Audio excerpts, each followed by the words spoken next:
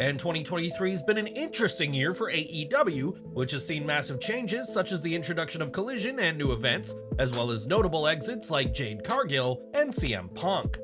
As the company approaches its 5-year anniversary, it's interesting how far the company has come, but right now, morale is pretty low among Tony Khan's roster. On Wrestling Observer Radio, Brian Alvarez pointed out that despite AEW grossing a lot of money right now, the feedback from people in and around AEW is that there is a lot of negativity right now. It was explained that some of this negativity stems from Collision, which often features a poor crowd and throngs of empty seats, and there's a consensus that AEW is far from being the #1 promotion. When it comes to TV ratings and attendance, AEW has a lot stiffer competition to WWE than they are now, and it was said that upcoming shows aren't expected to draw a big crowd. AEW is doing better economically than when they were more competitive with WWE, but the perception is that they are not, thanks to the mix of the live attendance and the ratings.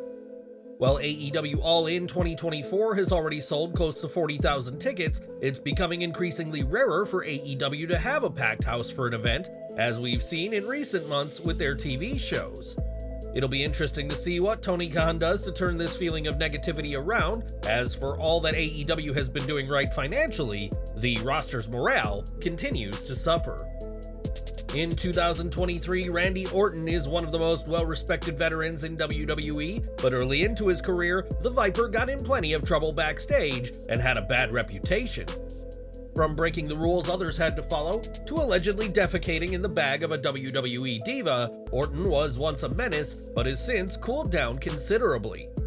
On the Impulsive podcast, Orton candidly admitted that he was a times in his career, and said that he used this bad behavior as an armor, believing it would earn him respect.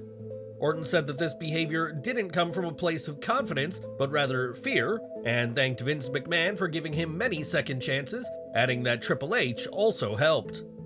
The game helped Orton to get his life back on track, and Randy also praised Shawn Michaels, who had a bad reputation in his youth of his own, for helping his personal evolution.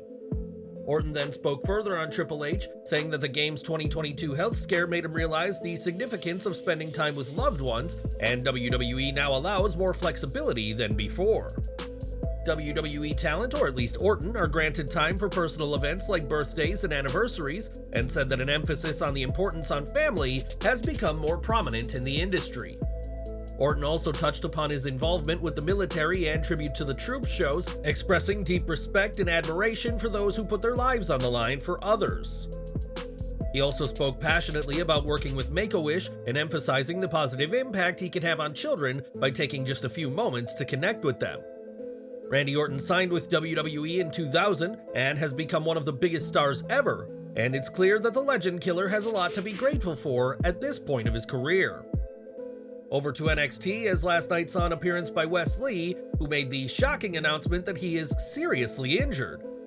Lee used an assistive walking device to keep upright in the ring, and told the fans that due to the injury, he'll require surgery, which will keep him out of action indefinitely.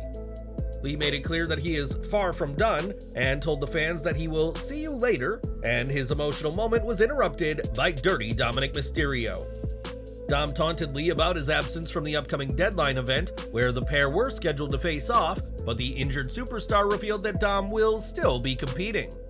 Instead of Wes Lee, Mysterio will defend the NXT North American Championship against Dragon Lee, and this change was announced on the Titantron by Dominik's father Ray. Ray, who is also injured, will be in Dragon Lee's corner this weekend. Then the young masked star made a surprise entrance, setting the stage for an epic showdown at Deadline. Mysterio vs. Dragon Lee is a proven matchup that will make an impact at Deadline, though it feels like the luchador is stepping backwards, returning to this angle. As for Wes Lee, he's expected to miss 8 to 12 months of action in a massive setback, and he will be missed, especially as he seemed poised to regain the North American title. Lee's injury is expected to keep him out of action for 8 to 12 months, and we're sending the very best to him at this difficult time. This week's NXT also saw an appearance by Alpha Academy, and while Otis is usually the one-man handling opponents, the heavyweight was handled himself this week by an unlikely name. During a mixed six-person tag pitting Alpha Academy against Meta 4, Lash Legend effortlessly lifted Otis and slammed the 330-pound star, earning a massive response from the fans. Social media also praised Lash for the move, and on Twitter, Julius Creed said that Legend deserves your flowers for such an impressive feat. Despite Meta 4's valiant effort, Alpha Academy won after Chad Gable forced Noam Dar to tap out with an ankle lock, but the MVP of this match was clearly the former WNBA basketball player. Baron Corbin sought to play mind games this week, trying to get Ilja Dragunov to snap ahead of their title match at Deadline, but instead the Mad Dragon hugged him and smiles. NXT ended with the men's Iron Survivor Challenge competitors brawling back to the ring, and Corbin and Dragunov nailed the short, focused final hype promo for their Deadline match. This segment felt rushed, potentially as matches earlier went long, but the final image of the terrified Corbin staring at the grinning Dragunov was perfect. Corbin won't win at Deadline, but he has the chance to have another career best match, something that's become more regular for the Lone Wolf. The chaotic end to NXT was repetitive, given all the brawls in NXT, but it certainly got the point across that Deadline will be worth watching due to how many stars are invested in winning. In the early 2000s, Doug Basham made his name in WWE as a tag team wrestler, but recently the former superstar announced that he's hanging up his boots. Basham's final match took place at the Great Lakes Championship Wrestling Blizzard Brawl Extravaganza in Waukesha, Wisconsin last Saturday, where he faced Kai Harrow. After the match, Basham announced his immediate retirement from the ring, and we're wishing him the best in what's to come in the next chapter of his life after wrestling. It's been 11 days since CM Punk made his shocking return to WWE, which countless fans never saw coming, but Chris Jericho wasn't too surprised to see it happen. On the Insight podcast, Jericho explained how, despite Punk's past issues with WWE, Vince McMahon has always had the attitude that if you can make money with someone, you always bring them back. While Vince isn't in charge in the way he once was, Jericho said that Triple H has learned from his father-in-law and pointed out how Punk's return is already WWE's highest-viewed social media segment. CM Punk joins the likes of Bret Hart, The Ultimate Warrior, and Bruno Sammartino as guys who were never going to return to WWE, and now Punk and WWE will have the chance to make plenty of money. CM Punk is once again a WWE superstar, but many of today's roster grew up watching Punk in the ring, and that includes NXT's Cora Jade. Recently, WWE uploaded a video of a young Jade meeting Punk, with the future NXT Women's Champion getting emotional by meeting her hero, which sparked a comment by Batista. In the comments, the Animal said he cried the first 10 times he met Punk, adding that he totally gets the young Jade's reaction all those years ago. Cora Jade is currently in NXT, but perhaps one day she'll share a show with Punk in what'll be a full circle moment for the young superstar. At Wrestle Dream, Sammy Guevara suffered a concussion that has kept him out of action ever since, but in a silver lining, it's allowed him to spend time with his wife, Carmelo. Recently, the pair became parents for the first time, and now Guevara is ready to make a return to the squared circle, as he explained in a video on his YouTube channel. It's been a minute since we've been on here. I'm doing good, I'm cleared. If it was gonna happen, it kinda happened at the best time. It's great that Guevara's cleared, and in the video, Carmelo acknowledged how helpful he's been during her pregnancy, and all three family members are doing well. As for when Guevara will return to AEW programming, that remains to be seen, but for now, it's great that he's been cleared following his scary ordeal at Wrestle Dream. It was in 1999, just over 2 years after his debut, that Ken Shamrock left WWE, and in the decades since, he is one of the very few big names that Vince McMahon has never brought back. This week, though, WWE began releasing Shamrock-related merchandise on their website, and PW Insider reports that he may have come to terms on some sort of deal with WWE.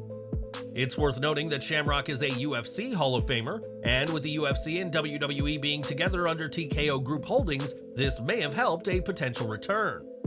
Shamrock has spoken in the past multiple times about wanting to return, but that is yet to happen. And do you think we'll see the world's most dangerous man appear again for WWE? Now, this year has been one of massive changes for WWE, with the biggest change of them all seeing the company acquired by Endeavor and becoming part of TKO Group Holdings. TKO and Endeavor have already made their influence on WWE felt, including removing Vince McMahon from creative, and now another major change could be set to happen. Speaking at the UBS media conference, TKO COO Mark Shapiro spoke about potentially reducing the number of house shows, citing margin perspective as the reason for this consideration. In layman's terms, margin perspective means that some feel these events are not profitable enough for the amount of work that goes into them, even if they do make money. Shapiro emphasized that while there are valid reasons for house shows, such as brand building and audience expansion, they may simply not be financially efficient enough to continue in current numbers. For many fans, a house show is their only chance each year to see WWE action live and in person, and what do you make of Shapiro's comments? Let us know down below. In June, Andres Hughes Murray was signed to WWE as part of the NIL program, and now the former Los Angeles Rams player has a new name to go with his new career. During the NXT Level Up tapings held before WWE NXT, Hughes Murray competed as Dion Lennox, and we'll have to see what's next for the young star with this new name. Back to NXT, as in a four-way Iron Survivor qualifier, Roxanne, Perez, and Kiana James took each other out, leaving Fallon Henley to get the win after hitting a running kick on Thea Hale. This was a solid opener, one that NXT Women's Champion Lyra Valkyria was seen watching while Tatum Paxley was caught staring through a window. While Henley got the win, the focus was on Perez and James, and since the two feuding stars continue to get in each other's way, Henley was the right choice to win, as she has a feud building with Tiffany Stratton. Henley rounds out a solid, if unusual, roster of women for the Iron Survivor Challenge, as NXT has taken some chances on elevating lesser-known names. After the match, Kelly Kincaid interviewed Valkyria, and after Lola Vice and Elektra Lopez warned the champion to watch her back, Paxley challenged Vice to a match. Izzy Dane checked on James in the trainer's room before Perez attacked James again, and Ava told the two women that they would fight at Deadline. On tonight's AEW Dynamite, AEW Women's World Champion Timeless Toni Storm will make her presence felt, and will have quite the entrance during the show. On Twitter, Tony Khan announced that Ben Mankiewicz, the host of Turner Classic Movies, will introduce everyone's favorite Hollywood starlet. This is a great display of corporate synergy, and will certainly give the champion plenty of pomp and pageantry ahead of her match with Sky Blue tonight in Montreal. Back to NXT, and after the match was made official, Lola Vice defeated Tatum Paxley, and while it was good for the 2023 Women's Breakout Tournament winner to win, this match showed issues. Neither woman stood out seriously in this match, which is a bigger problem for Vice, as the Breakout Tournament winner is yet to prove she can compete with the top women of NXT. More from NXT, as Byron Saxton hosted a Women's Iron Survivor Summit, and while he wanted things to stay civil, Fallon Henley wanted an early shot at Tiffany Stratton. On the same night she won her qualifier, Henley outshined her future competition with a fiery promo that ended with a memorable yeehaw! Despite this, Stratton remains the obvious favorite to win, and it's hard to imagine Lash legend or Kalani Jordan taking the upset victory away from her. Blair Davenport could be a choice, but she also struggles with promos compared to her peers, leaving Stratton as the favorite and Henley as the dark horse pick. No matter who walks out the winner, everyone but the center of the universe / former NXT Women's Champion has something to prove in this match. We also saw Nathan Frazier face Axiom, but before the match could get rolling, the women of the Iron Survivor Challenge came brawling back out, with the ref calling for a no contest. While Blair Davenport escaped the fray, Nikita Lyons returned to lay out the woman who took her out of action, and while it's great to see the Lioness back, did it have to come at this part of the show? Frazier vs. Axiom is always a great match, and it's disappointing that this was the result, and it would have made far more sense for Lyons to return during the Women's Summit. In the men's Iron Survivor qualifier, Joe Coffey sidelined Eddie Thorpe by sending his injured ribs into the steel steps and nearly KO'd Carmelo Hayes with a Glasgow kiss. It was Tyler Bate who'd get the win though, knocking out Coffey with his Tyler Driver 98, and the British star promised to win the big one, a sentiment which the other Iron Survivor combatants disagreed with. Dijak and Braun Breaker arrived before Trick Williams made an appearance, though the crowd were firmly behind Trick before he even arrived. As we'd seen plenty of in the show, a brawl broke out that the officials had to break up, and this was such an energetic, chaotic scene, it was difficult to follow everything at once. That didn't take away from the action too much, as this was the match of the night, and Bate was the right man to fill out the men's Iron Survivor Challenge. The exciting veteran will keep the action moving, and out of the four-way, only Eddie Thorpe would have made sense in the role. Trick Williams should win the Men's Iron Survivor Challenge as he's the hottest star in NXT, and on the show, the NXT Anonymous account showed footage of Melo following Trick before the latter's backstage attack. Trick tried to get answers, only to get nothing from his friend, once again teasing that Melo attacked Trick. Braun Breaker could win this weekend's match but doesn't need it, and Dijak would be an interesting choice, but right now, this match should go to Trick. For decades, Brock Lesnar has proven himself as a dominant individual, whether in the ring or in the octagon, and this week, the daughter of the Beast followed in her father's footsteps. In video shared online, Maya Lesnar can be seen breaking the shot put record at Colorado State and was clearly very pleased with her record-breaking performance.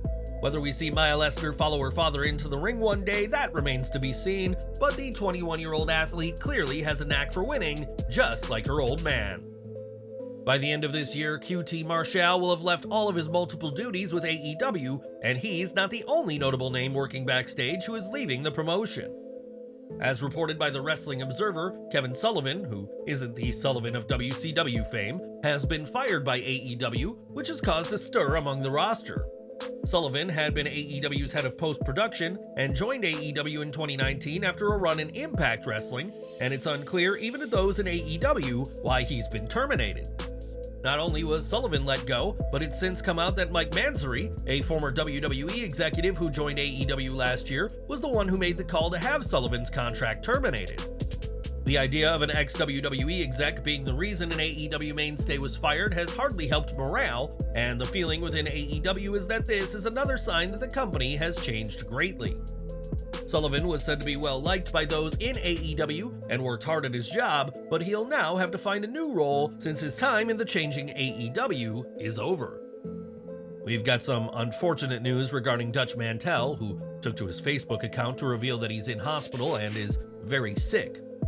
Mantell, who worked as Zeb Coulter in WWE, asked fans to show respect to his family's privacy, and we're sending our best to Mantell at this difficult time.